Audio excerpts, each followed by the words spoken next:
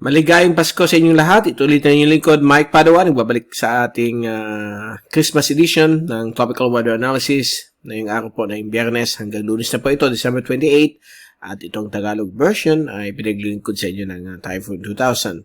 Umpisa natin ang update na yung Pasko. Ito po ang latest GovSat na ginawa natin kaninang alas 8 hanggang bukas na po ito ng Sabado, December 26. Medyo malakas na yun ang hanging amihan. Nagpe-penetrate po hanggang sa Kabisayan at Sulu Archipelago kasama po ang Palawan. At magbibigay po ito ng medyo mahangin na panahon. At may mga padahan-dahan po mga light showers hanggang may mga thunderstorms, particularly sa may Kabisayan at Kabikulan. At meron po tayong tail end ng isang frontal system pero nasa may northern part po siya ng Central Philippine Sea. Hindi na po ito nakaka-apekto sa ating bansa.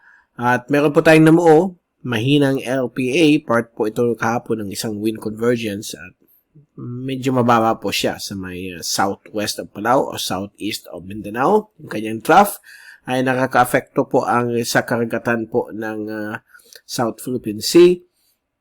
Itong shallow LPA ay bibilis po ito at baka bukas ng gabi nandito na po siya sa may Zamboanga Peninsula. So, magbibigay po ito ng mga paulan sa bahagi po ng Zamboanga at Mindanao bukas po ng late afternoon siguro or evening. At yung hangin po ay posibleng mag-shift from the northeast monsoon to east because nga yung hangin dito ay medyo galing sa east because of the prevailing La Nina.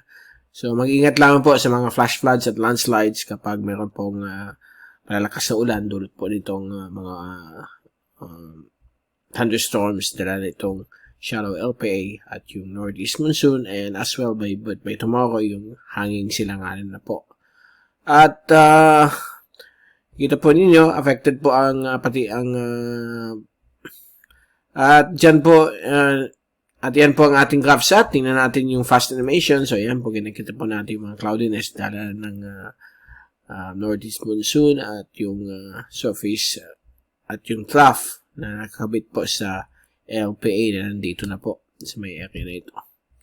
Okay, and kung titingnan natin yung pinaka-latest natin mula sa ating Windy.com Premium, ito po ang infrared satellites, mga oras nito na yung gabi ng alas 11.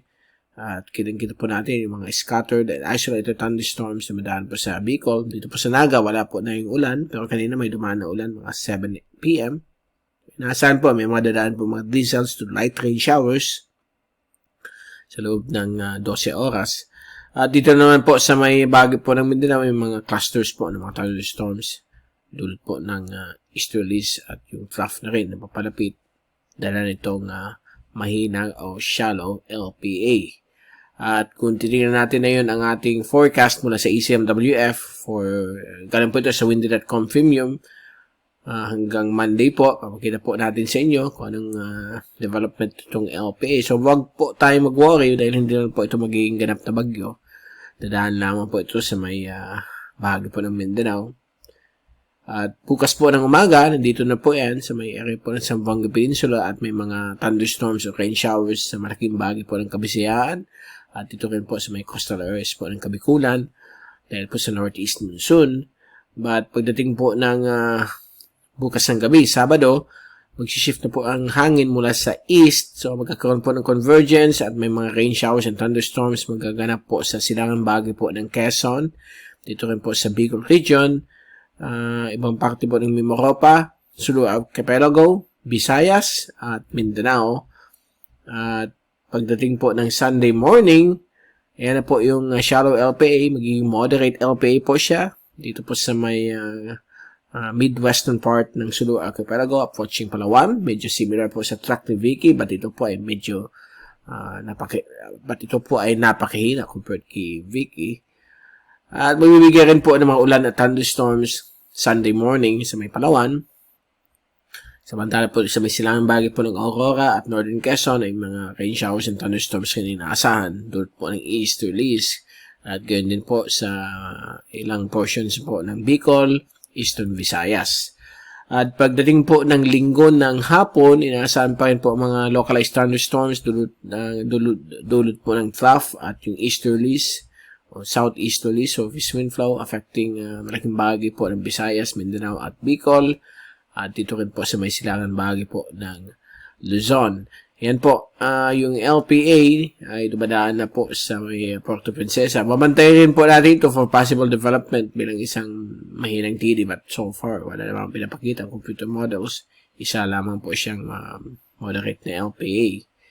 At pagdating po ng Monday morning, yung shallow LPA nandito na po sa may approaching Kalayaan Island Group. Palabas po na siya ng PAR. At kita po natin, medyo may improvement na po ang panahon except for Palawan. At may convergence pa rin dito sa may dulong hilagang Luzon.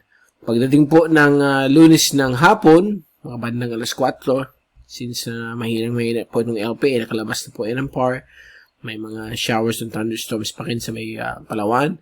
At dito rin po, dahil sa easterlies, na dulot po ng La Nina, ay magkakaroon po ng mga thunderstorms or showers sa may Masbate, Eastern Visayas, ibang portions po ng Kabisayaan, lalo na sa may area po ng Western Visayas.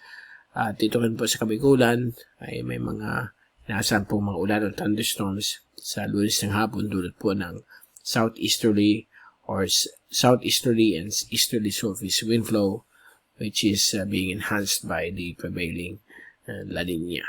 Okay, so far, yan po ang ating ulat panahon na yung gabi ng Christmas, December 25.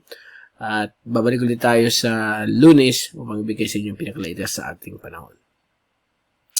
Mula sa Typhoon 2000, ito si Mike Padong Papana. Mag-iingat po tayong lahat. #Godawiser. Again, Merry Christmas sa inyo lahat. Maligayang Pasko. At maraming salamat po sa pagpanood nyo sa aming YouTube channel.